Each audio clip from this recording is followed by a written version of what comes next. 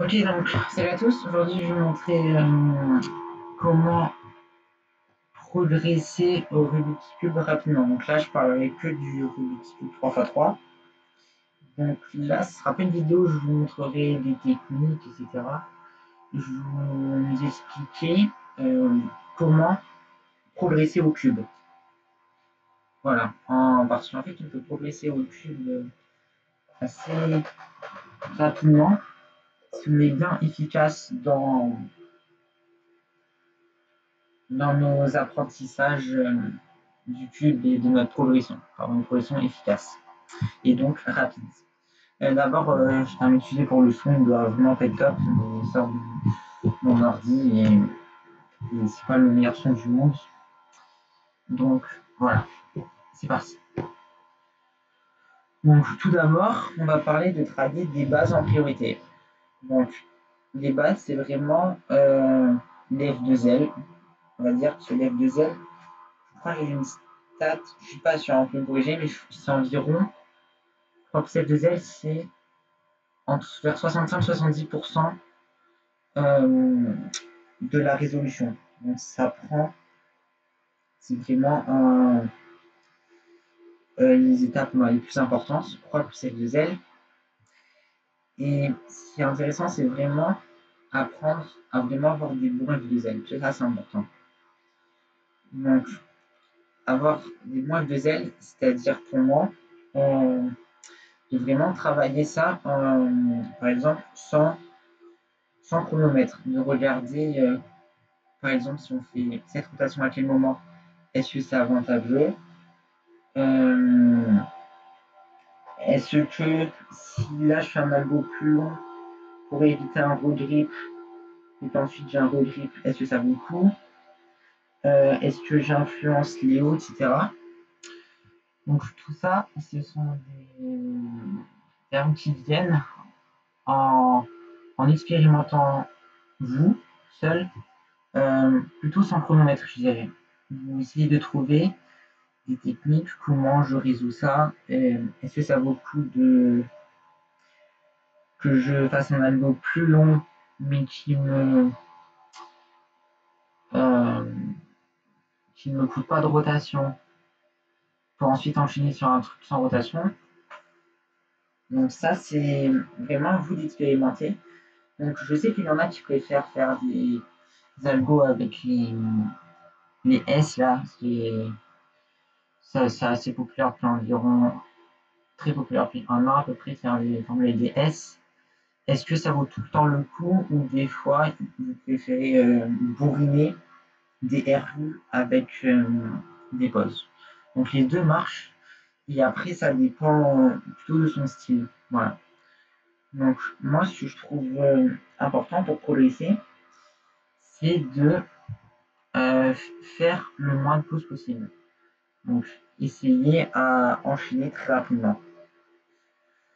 Donc pour ça, ce qu'on peut faire pour faire le moins de pauses possible, c'est de faire par exemple le sauteur lunge. Donc le sauteur lunge, disons que il faut en faire, mais pas tout le temps. Parce qu'en fait, si on fait trop de sauteur lunge, après je pense que quand on va vite, on va perdre un peu la vitesse. Il faut essayer aussi d'apprendre à avoir du bon loop red aussi à une vitesse très importante.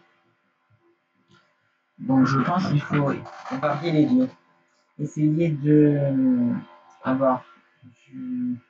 s'entraîner à bien faire le moins de choses possible. Donc en tournant plus lentement, ça va être plus facile de tout repérer. Et aussi en faisant une session où on va tourner à vitesse réelle et essayer de s'habituer à faire le moins de pauses possible sans mouvement qui ne servent à rien. Quoi. Comme ça, notre cerveau il va s'habituer à ce que à sa vitesse réelle, on voit plus de choses qu'avant. Voilà. Et après, ça se travaille, mais par exemple, un très bon exercice, je trouve, c'est qu'on va regarder le cube en inspection illimitée on ferme les yeux et on voit tout ce qu'on a repéré. Par exemple, le cube est tout mélangé. Donc, si votre but c'est de résoudre juste la croix, les yeux fermés, vous essayez de faire toute la croix. Si vous savez déjà faire la croix, essayez de prévoir la première paire. Et ensuite, si vous arrivez à déjà prévoir la première paire, essayez d'arriver à prévoir la deuxième paire, etc. Donc d'abord, vous pouvez faire en inspection illimitée, puis ensuite vous limitez à 30 secondes, puis même ensuite à 15 secondes, en complète, même vous pouvez essayer de vous entraîner à 8 secondes pour aller très très vite à l'inspection. Et ensuite, c'est pareil dans les F2L. C'est-à-dire que, imaginons votre fois résolu. Vous allez regarder les pièces de votre cube, autant de fois que vous voulez, vous fermez les yeux, et vous essayez de résoudre le plus de paires possible. Donc, une paire les yeux fermés, ça sera simple, si vous la voyez déjà. Et si vous arrivez à anticiper la deuxième paire, créer une paire pour la deuxième paire, voir résoudre la deuxième paire, etc. Donc ça, c'est plutôt bien. Voilà. Donc c'est pour ça que les F2L sont vraiment très importants. On n'est pas obligé de faire des trucs très exotiques comme des S et tout, c'est stylé, mais c'est vraiment pas obligatoire. Puis on peut voir que le dernier record chinois à 6 secondes par les très jeunes cubeurs, ils font tous des solutions très basiques, mais ils tombent vraiment très rapidement, sans pause, avec un bon bouclage.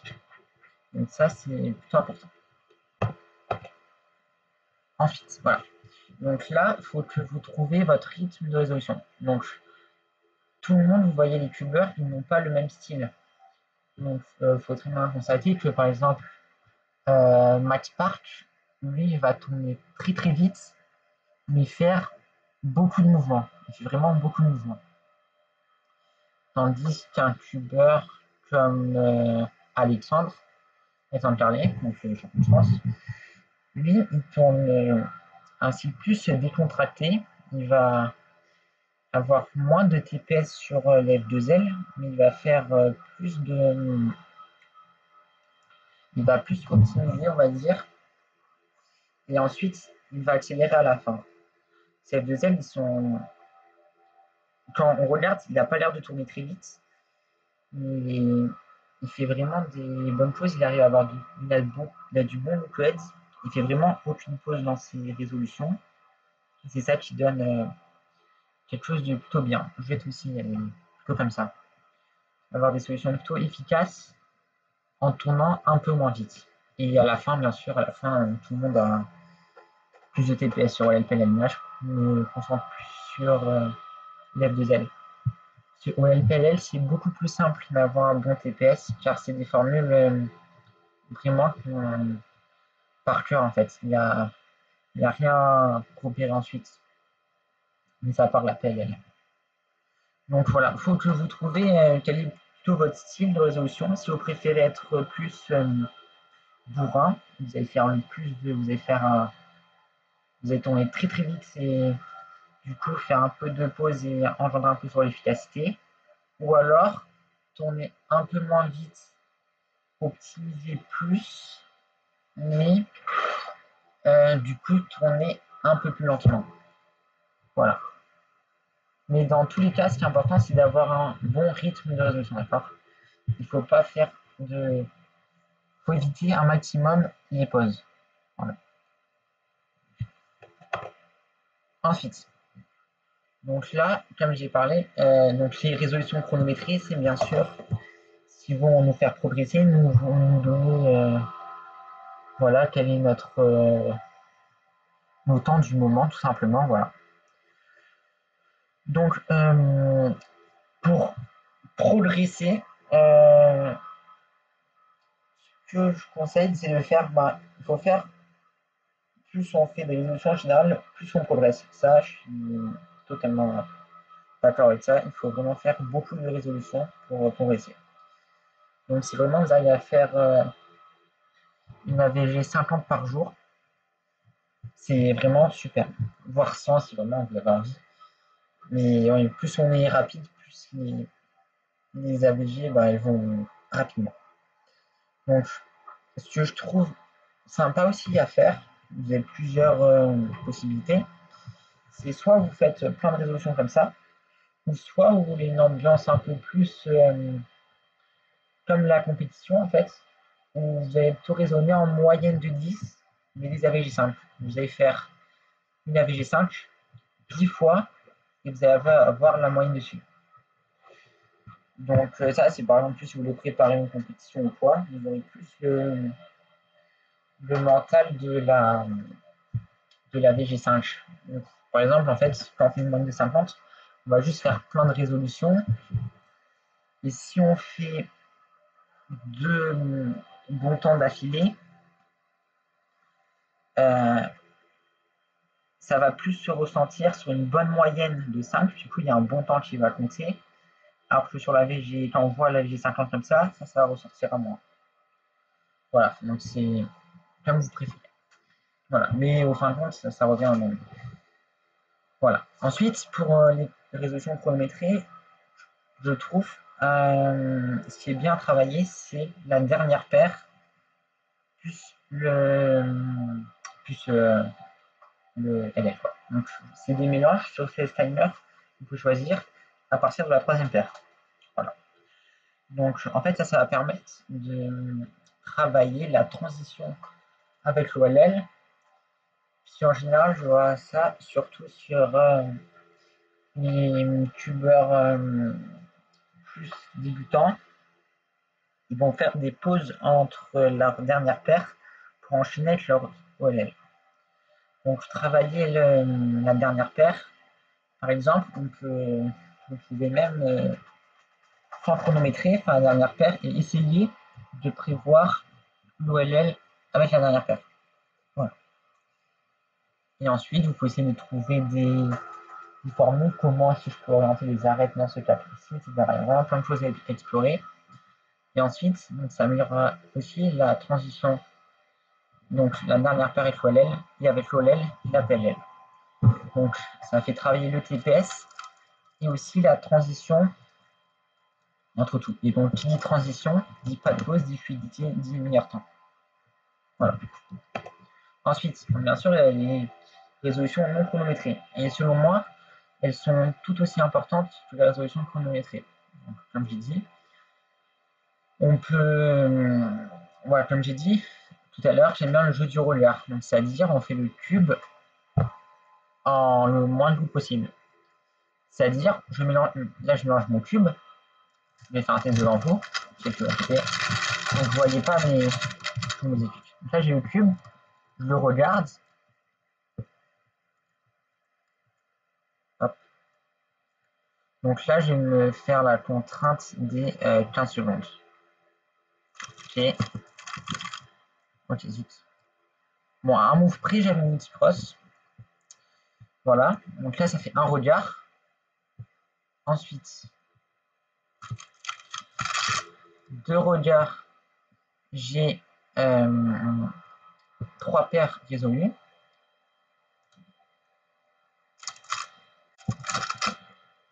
Ok. Le troisième regard, je résout ma dernière paire et je les arrête orientés. Et ensuite, pour finir, je ferme les yeux, hop, voilà. Et 4 regards, j'ai fait l'OLL et j'ai réussi à prévoir la PLL. Donc, ça, c'est vraiment l'exercice qui est vraiment très très bon pour faire progresser. Voilà. Je crois qu'il vient d'Alexandre qui faisait ça, donc quelqu'un d'autre. Voilà. Donc voilà, donc ce que j'ai dit, d'abord on peut regarder illimité et ensuite vous pouvez vous fixer une limite de temps. Donc moi par exemple à l'inspection, j'aime bien me limiter à 15 secondes comme en complexe. Mais après on peut même se limiter encore à moins de temps pour s'habituer à repérer des trucs encore plus rapidement. Par exemple, si je me limite à 8 secondes, mon cerveau s'habituera à essayer de chercher le plus de trucs en 8 secondes. Voilà, donc ça c'est plutôt important. Ensuite, on peut faire des expérimentations, par exemple, c'est-à-dire, est-ce que cette paire, je préfère la créer comme ça? Est-ce que ça vaut le coup de faire une rotation ici, etc. Ça, c'est vous qui voyez. Voilà. Ensuite, Ce que je trouve vraiment plutôt bien, c'est regarder des exemples de résolution. Vous allez voir les meilleurs tubeurs, hein, vous voyez, ils ont tous fait des exemples de résolution, hein. Félix et tout, ils en ont fait. Et vous regardez, ils vous expliquent comment ils ont fait ça. Et aussi Laser Monkey, qui fait des bonnes vidéos de exemples de résolution. Comme ça, vous comprenez pourquoi il a fait ça. Voilà. Après, même les top mondiaux, ils ont des résolutions. Ça arrive qu'elles ne soient pas parfaites et que vous pouvez y trouver mieux, hein. Donc c'est pour ça que il faut que vous regardiez, selon moi, des exemples de résolution de forts tubeurs, car ça va forcément vous apprendre des choses sur comment il joue des paires, comment il fait des rotations à ses paires, pourquoi il fait une rotation ici, alors qu'il n'est peut-être pas obligé d'en faire une là, comment il influence la paire, etc. C'est plutôt, je trouve, c'est vraiment une bonne chose, les exemples de résolution. C'est quelque chose qui fait vraiment progresser. Et donc, je vous conseille d'aller voir, sur cubesolve.es. Donc là, c'est une base de données de résolution qui va vous montrer tous les plein de résolutions de tubeurs super forts. Donc vous pouvez aller piocher pour voir comment ils font voilà, des 4 secondes, voire même des 3 secondes, des 5 secondes. Vous avez toute une base de données ici pour vous documenter sur les meilleures résolutions. Et il y a aussi le site Speedcube Database qui sert maintenant, je vous mettrai le lien à la fin, de manière vous le voyez. Ok. Ensuite, il faut apprendre des formules. Voilà, les saldos. Selon moi, j'ai toujours été fan d'apprendre des formules. Que selon moi, je pense que ça fait vraiment progresser. Après, c'est pas obligatoire d'apprendre des formules, mais c'est franchement toujours utile. Comme j'ai dit, apprendre des formules de F2L avancées, par exemple, pour des cas vraiment nuls, ça vaut vraiment le coup d'apprendre des cas de 2L. Et ensuite, les ZBLL. Les ZBLL, ça vaut vraiment le coup, hein. C'est, selon moi, un des sets qui est le plus rentable.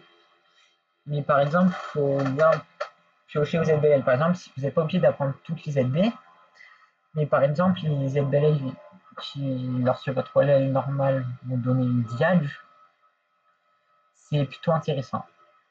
Donc je trouve qu'en termes de formule, par exemple, les COLL, je trouve les COLL pas très utiles. Franchement, vous pouvez directement apprendre les ZBL. Les ZBL courtes et celles qui donnent des cas nuls après. Voilà, parce que les COL, on va faire une formule plus longue, mais on n'est pas garanti d'avoir un PLL skip. Tandis qu'une ZBL, on est sûr d'avoir le skip. Voilà. C'est pour ça que je pense que COLL plus EPLL, ça peut être plus lent qu'une OLL normale où on arrive directement sur une PLL. Voilà. Voilà. Donc j'ai dit oui, les ZBLL et tout, les sets vraiment avancés, c'est vraiment pas, vous ne devez pas être. Voilà, c'est vrai, ça sert juste pour si vous avez envie, si vous faites du 20 secondes, même 15 secondes jusqu'à 12, vous n'êtes même pas obligé d'apprendre les ZBLL. Voilà. Mais moi, je conseille vraiment d'apprendre les formules parce que ça fait plutôt progresser. Et du coup, ça permet de faire moins de temps sur des étapes spécifiques. Voilà. Ensuite, avoir du TPS. Donc le TPS, c'est vraiment une notion importante dans le cube. Si on a un bon TPS, c'est vraiment un atout. Donc comme j'ai pu le dire avant, pour les F2L, c'est vraiment pas obligé d'avoir un bon TPS. On peut penser vraiment à Emilien Fabre, je m'en souviens. Il faisait les F2L en 6 secondes. Donc c'était plutôt rapidement. Mais il faisait son LL en 4 secondes à peu près. Voilà, il était plutôt lent sur les sur le Lacelière parce qu'il n'avait pas beaucoup de TPS, alors que il était très rapide au F2L, elle anticipait très très bien. Donc c'est pour ça que je conseille d'augmenter son TPS.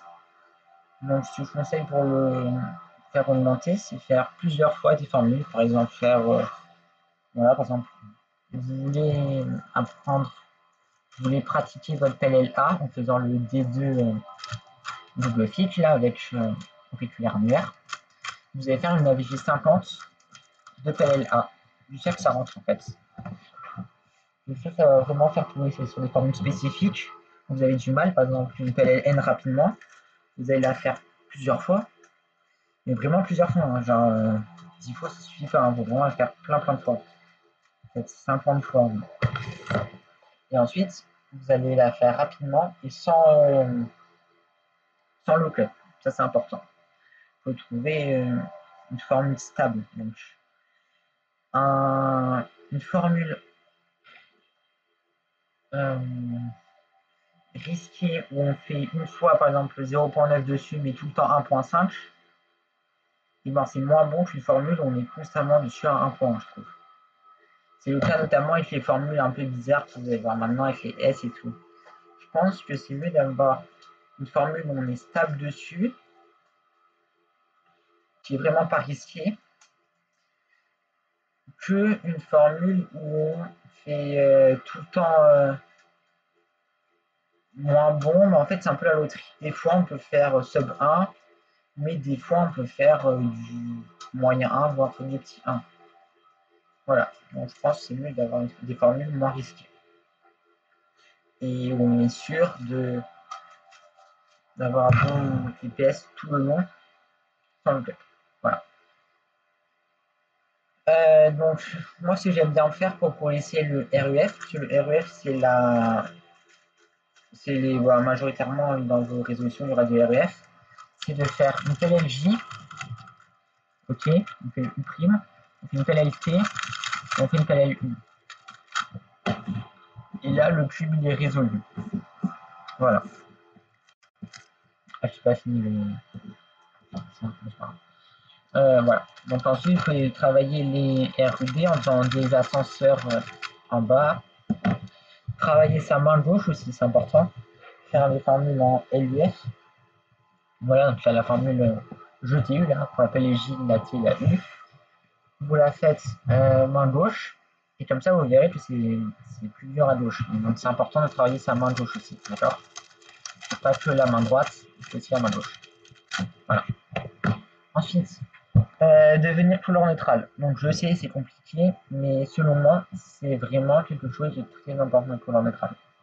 Ensuite, ça nous fait vraiment progresser. Ça, on est beaucoup plus libre en fait à l'inspection. On est libre, mais on va tout le temps avoir des droits simples et trouver des cross et des bonnes solutions vont être, ça va être vraiment beaucoup plus simple. Donc c'est pour ça que je demande je vous recommande d'être couleur neutrale le plus rapidement possible. C'est ensuite, plus vous êtes habitué au blanc, plus c'est dur de changer. Voilà. Mais même si vous êtes sub 10, hein, vous êtes très avancé, ben, ça vaut toujours le coup d'être couleur neutrale. Voilà. Je pense que ça vaut même le coup, même si on est sub 10, de faire 2 mois ou 3 mois où on fait que du couleur neutral, rien d'autre.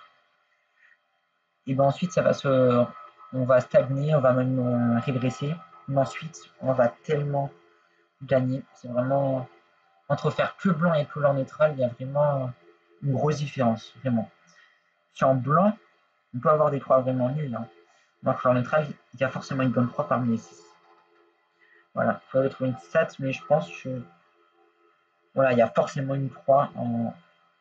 Voilà, la moyenne, elle doit être pour 5 mouvements de croix en couleur neutrale, je pense. 5 mouvements. Entre 5 et 6. Voilà. Ensuite, il faut se filmer. Je pense que se filmer, c'est une bonne manière de progresser car ça sera flagrant. On verra tout de suite ce qui ne va pas en fait. Vous verrez Voilà, si vous voyez qu'il y a eu des grosses pauses pendant la F2L, bon, vous savez qu'il faut travailler les F2L. Voilà. Si vous avez vous faites beaucoup trop de club durant les OLPLL, il faut travailler les formules en les répétant plusieurs fois. Voilà.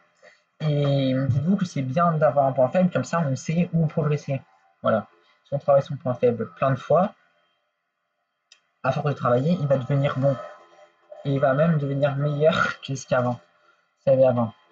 Donc ça me fait penser un peu. Donc moi au cube, c'était les F2L. Au début, je n'étais vraiment pas bon sur les F2L. Et ensuite, je me suis beaucoup entraîné dessus, notamment dans les résolutions non chronométrées. Et je trouve que maintenant, mes F2L ils sont largement meilleurs que voilà, il y a longtemps quand je n'avais pas travaillé. Et ça, date d'il y a vraiment longtemps. Voilà. Parce que comme au foot, au début, j'étais vraiment très très nul pour les jambes du pied gauche. Et maintenant, mes jambes du pied gauche, bah, je suis 100 fois meilleur pied gauche que pied droit. Voilà. Ok. Ensuite, se fixer des objectifs. Je pense que c'est bien de se fixer des objectifs pour garder garder notre envie et notre motivation de progresser. Après, je trouve ça bien aussi de faire un petit carnet de bord. Par exemple, vous notez la date d'aujourd'hui.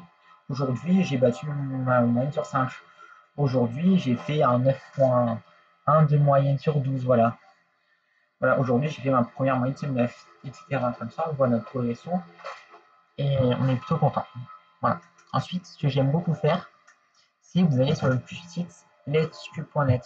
Donc, c'est un site pour jouer avec des amis ensemble et vous allez faire des mini tournois ensemble. On peut inviter plein de personnes et quand vous gagnez une victoire, voilà, juste vous gagnez un point, enfin, c'est tout. Mais des fois, ça peut être rigolo de jouer avec ses amis, puis comme dans le jeu, voilà, des fois on a envie de battre. Quand on a à peu près le même niveau, c'est plutôt bien, puis on a envie de battre son copain, on veut le battre sur la moyenne et tout. Donc on donne le meilleur de soi et donc on progresse. Voilà. Donc c'est des petits tournois avec les autres, c'est toujours sympa à faire. Voilà. Ensuite, on peut avoir une feuille de record. Voilà, et puis on met la date à chaque fois de aujourd'hui j'ai battu mon record, etc. Ça peut être bien pour voir la progression. Voilà. Ensuite, une question importante, c'est quand changer de tube. Je vois que notamment il y a plein de tubes qui sortent. Et voilà, tout le monde veut changer de tube, etc., tester et tout. Donc moi, ce que je trouve, c'est pas, on n'est pas forcément obligé d'acheter tout le temps les nouveaux tubes qui sortent, d'accord? Quand vous êtes content avec un tube, bah restez sur ce tube-là. Voilà. Je pense que après, on peut découvrir, on a envie de découvrir tout, mais ça sert à rien de payer plein de tubes et tous les nouveaux. Imaginons que vous avez votre RS3M, là, le nouveau tube pas cher, mais plus nouveau, mais à 10 euros. Si vous convient parfaitement, vous n'êtes pas obligé d'acheter le GAN 11. Voilà, si vous êtes content avec votre tube, bah, restez dessus, tout simplement. Voilà. Ok.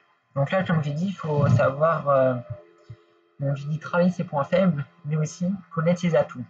Voilà. Donc ça, vous le remarquez assez vite, par exemple, être à l'aise au TPS. Voilà. Donc, par exemple, si je suis bon au TPS, je vais travailler en fonction de ce que de mes, de là où je suis le plus fort, donc les atouts. Voilà. Je vais travailler autour de mes atouts. Je sais que si je suis bon dans le TPS, je vais choisir des formules plus longues et s'enchaîner. Par exemple, je ne vais pas prendre un 11 move avec des fingertips un peu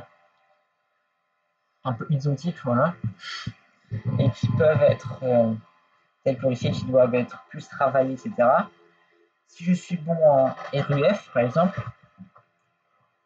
que j'arrive bien à bourriner ça, bah, je vais plutôt choisir un algo de 15 ou 16 moves, donc ça a 4-5 mouvements de plus, mais je sais que je peux le résoudre très très vite cette formule. Donc, je vais me baser autour de ça. Et en fait, ma stratégie d'apprentissage va se baser autour de ça. À l'inverse, je sais que j'ai un TPS pas très bon, je vais plutôt m'orienter sur des formules plus courtes. Voilà.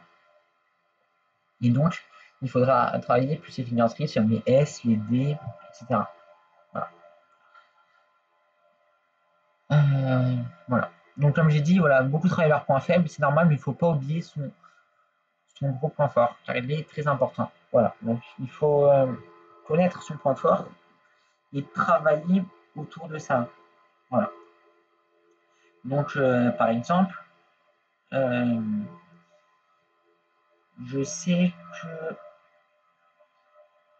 je suis bon en anticipation, pour anticiper les F2M. Voilà. Donc, ce que je vais faire, c'est que je vais continuer à m'entraîner par exemple, à faire le jeu du regard.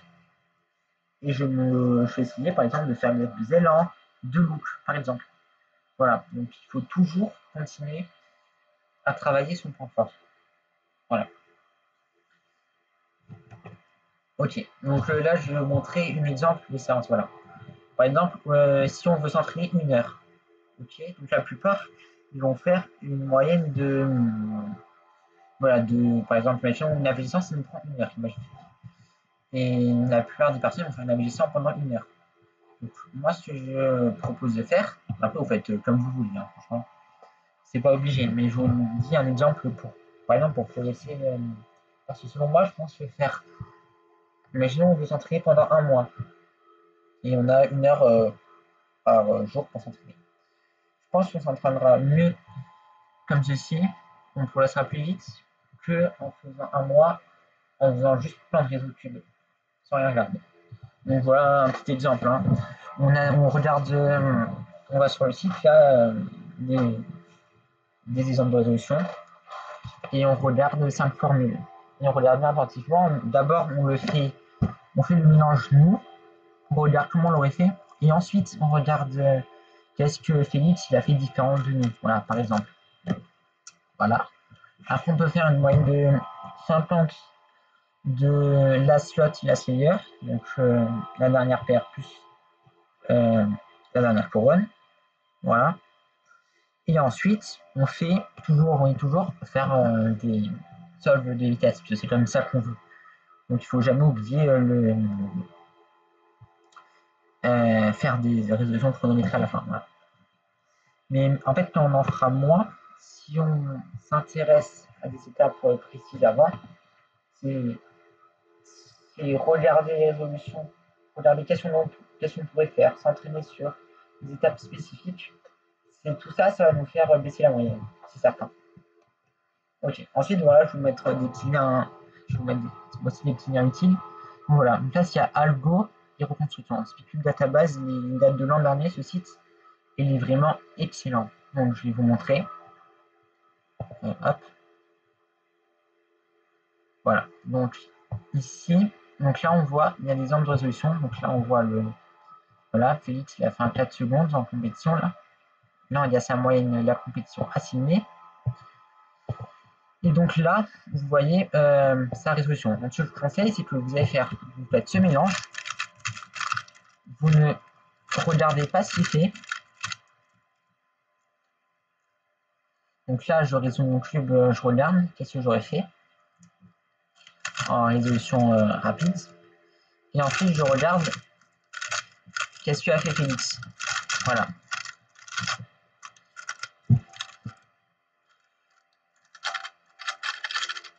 Ok. Ensuite, là, c'est des reconstructions. Et il y a le lien sur YouTube. Là, vous allez avoir toutes les formules. Donc ça, c'est bien. Si vous avez les formules de roue, des trucs pour forcer l'OLL skip, etc. Des formules pour les deux L, OLL, PLL. Oh, ils ont mis OLL et LL. Waouh.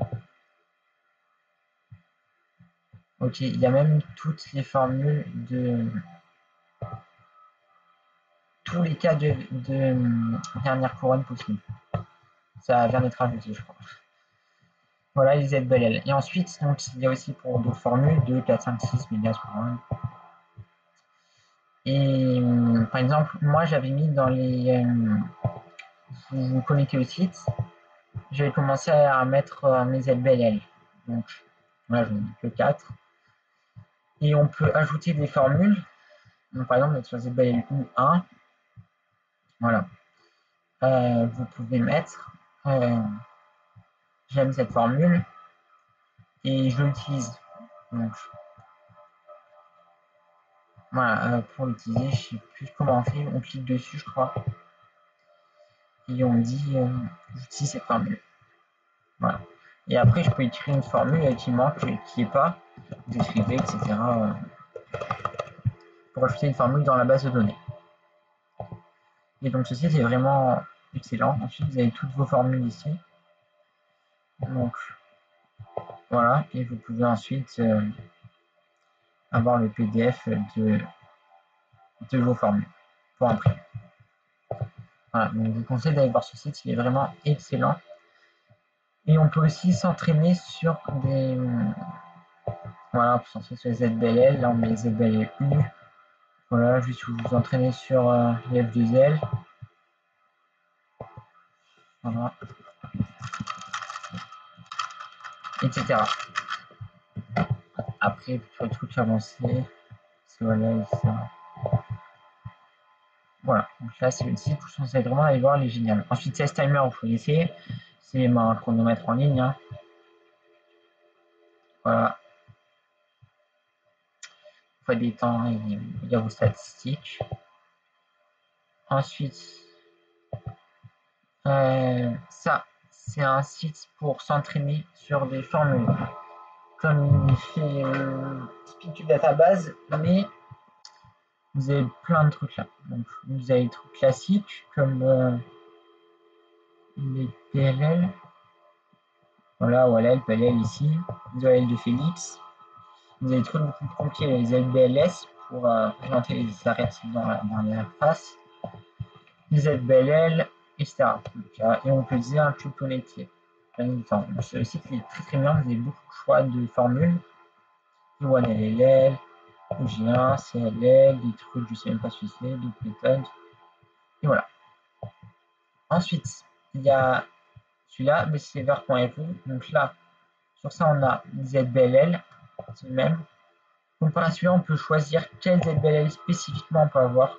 Donc si on va dans le set, voilà. Donc là, on a ce set-là, mais on peut aller voir dans le set, voilà. On peut sélectionner les cas précisément.